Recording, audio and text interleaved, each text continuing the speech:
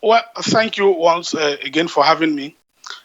Uh, from the totality of what the outgoing deputy governor has said, I am full of empathy for him as he strives and struggles to rationalize the very grievous political misadventure that he has embarked upon. It's unfortunate because at the commencement of this administration, yes, he started his government, they were in it together with the governor of the state, Arakunrin Oluwarotimi Akeredolu SAN. And when this government was ushered in, it was with hope, high expectations, and very veritable desires to bring to bear very important changes that the people require in the state. But somewhere down the line, when we discovered that there were issues and there were intrigues that were becoming unmanageable, ordinarily, these are things or issues or maybe intrigues that the typical Nigerian politician would not have been able to stomach or to tolerate. But the governor I know has managed the situation up to this moment, maybe because of his large heart, because of his magnanimity, and because of his high level of tolerance. But from what I have heard from the deputy governor, I can only sympathize with him. I thought he was going to give us very cogent reasons for dumping the party, and also very cogent reasons for dumping the party and not also leaving government. We have also seen the very the struggle to also explain to the people by way of maybe blackmailing the government, and in particular the governor, to the people and before the public, that he had to leave when he felt that things were not moving forward. Mr. The Ojogo. questions are many. All right, so let me quickly come in here. Let's begin from the event of today and probably move into the events of the past. For those who had pointed accusing finger at the governor for being behind the impeachment process on the deputy governor, what do you say to them, for example? Well, these are normal allegations.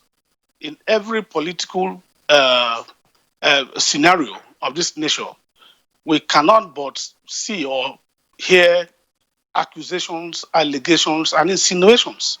These are not unusual things in politics. But as far as I know, Mr. Governor is not, particularly as an individual, interested in pushing out the deputy governor. But those of us who are members, who are still members of the APC, who are still members of the party, will be happy. Who are still members of the government will also see to a very logical conclusion the process that the House of Assembly has commenced in a very altruistic manner. What they have done today means that they are true party men and they are truly representatives of the people. There are two legs to it. This man has left the party. He came on board on the ticket of the APC together with the governor. He had decided to dump the party and is insisting that he will not even leave government. The only reason that perhaps could be the compelling motive is for him to remain in government and to create crisis or to cause crisis or to perpetrate what I can call upheavals in the system. All right. So, Mr. Ojogo, if I may quickly also butt in, apologies, let me butt in and also ask you about what he says that the impeachment process has no basis, that it, according to him, that it is baseless and it will not stand. How would you react to that? If you look at what the provision of the Constitution as referred to in Section 188 of the Constitution, stating the position of the law on how many people are required by law to move for the impeachment and what will necessitate such a process. But the deputy governor says it's baseless and he's in fact gone to court. How would you react to that?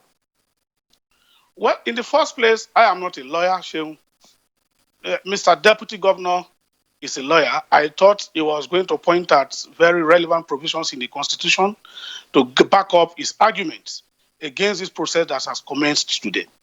Having said that, I have covered politics for over 20 years as a journalist, and I know, of course, that the process of impeachment in any state, whether for governor or for deputy governor, they are clear as entrenched in the Constitution of the Federal Republic of Nigeria.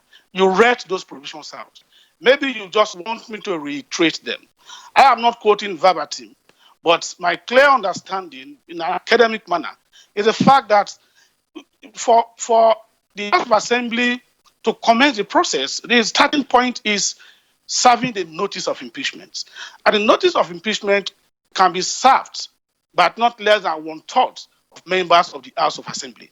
In this case, from what I saw, from what I have seen, like the deputy governor also alluded that he saw on the social media, is the fact that at least 14 members, honorable members of the House of Assembly, have signed. I also know that maybe going forward. Okay, maybe I should ask you, Mr. Ojogo, quickly. This is perhaps a very critical question on the minds of a lot of your followers. So the feelers on the ground there by some of those who are not either in support or against your government. The big question on the real reasons why you lost an SSG in that cabinet and you've lost a deputy governor in that cabinet also.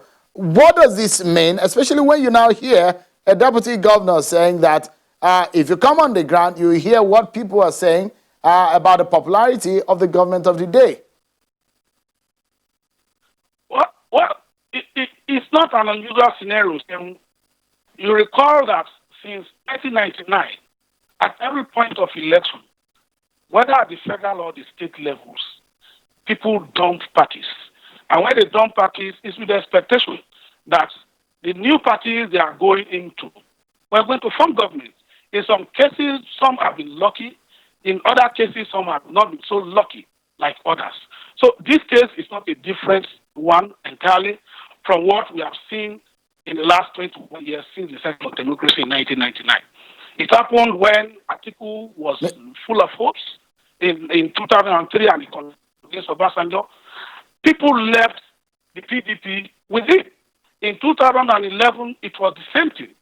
2015 was not different. In 2019, it was also all right. So, Mr. Ojogo, we are out of time. We're out of time, but I would like you in just a statement to react to this. There is a direct accusation coming from the office of the deputy governor that your principal, the governor, is behind or, in his own words, the sponsor of the impeachment against the deputy governor. Far from the truth. That is far from the truth. He must have a reason to cry foul. That is the cry of a losing man. That is the cry of a drowning man. As at the time I left Akure, the state capital, this evening, I have no feeling that people had this perception that Mr. Governor was behind it.